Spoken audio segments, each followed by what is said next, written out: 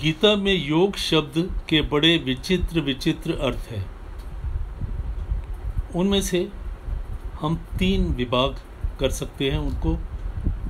एक, यजुर्योगे, धातु से बना योग शब्द जिसका अर्थ है समरूप परमात्मा के साथ नित्य संबंध, जैसे समत्वम योग उच्यते आदि। यही अर्थ गीता में मुख्य रूप से आता है।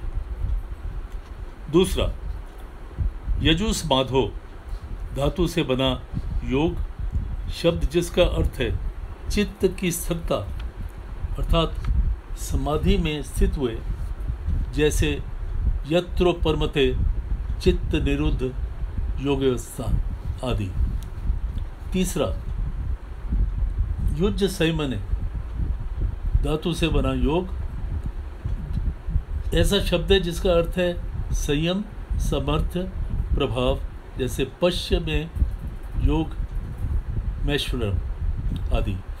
गीता में जहाँ कहीं योग शब्द आया है उनमें उपयुक्त तीनों में से एक अर्थ की मुख्यता और शेष 2 अर्थों की गौणता, जैसे युजुर्योगे वाले योग शब्द में समता, संबंध की मुख्यता है, पर समता आने पर स्थिरता और सामर्थ्य भी स्वतः आ जाती है। युज्य समाधो वाले योग शब्द में स्थिरता की मुख्यता है, पर स्थिरता आने पर समता और सामर्थ्य भी स्वतः ही आ जाती है। युज्य संयमने वाले योग में शब्द की समर्थ की मुख्यता है, पर समर्थ्य आने पर समता और स्थिरता भी स्वतः आ जाती है। अतः गीता का योग शब्द बड़ा ही व्यापक और गंभीरार्थक है। पतंजलि योग दर्शन में चित्त वृत्तियों के निरोध को योग नाम से कहा गया है। योग चित्त वृत्ति निरोध, और उस योग का परिणाम बताया गया है दृष्टा की स्वरूप में स्थिति हो जाना। तदा दृष्टो स्वरूपे वस्थानम। इस प्रकार पतंजलि योग दर्शन में योग जो उसका परिणाम बताया गया है उसको गीता में योग नाम से कहा गया है।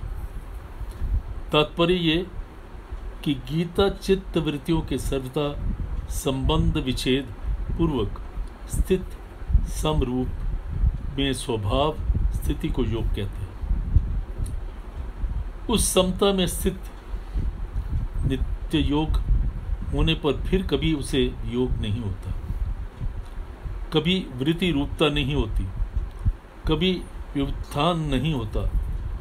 वृत्तियों के निरोध होने पर तो निर्विकल्प अवस्था होती है, पर समता में स्थिति होने पर निर्विकल्प बोध होता है। निर्विकल्प बोध अवस्थातीत तथा संपूर्ण अवस्थाओं का प्रकाशक है। समता अर्थात नित्य योग का अनुभव कराने के लिए गीता में 3 योग मार्गों का वर्णन किया गया है। कर्म योग, ज्ञान योग और भक्ति योग। स्थूल, सूक्ष्म और कारण, ये तीनों शरीर के संसार के साथ अभिन्न संबंध है इन तीनों का।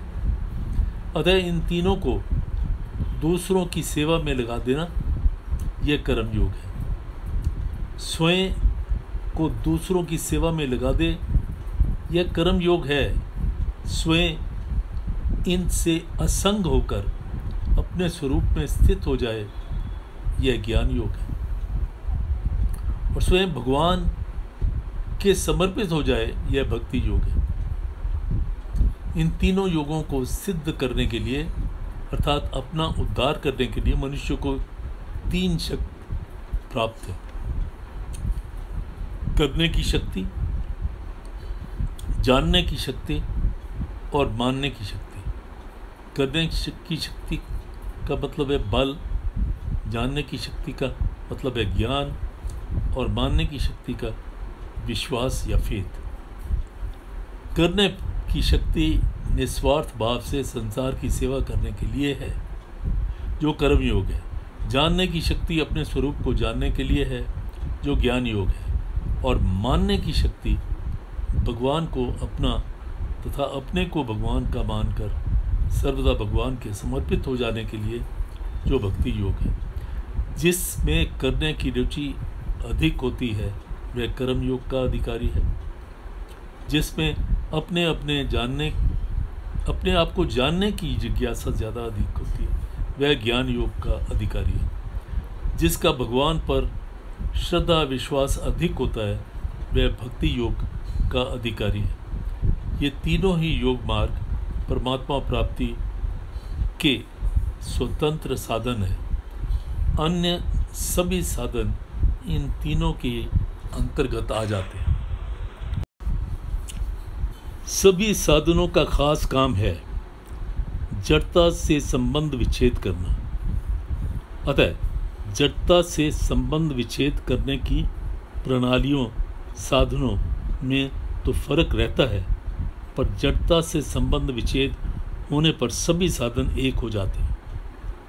अर्थात अंत में सभी साधनों में एक ही समरूप परमात्मा तत्व की प्राप्ति होती है।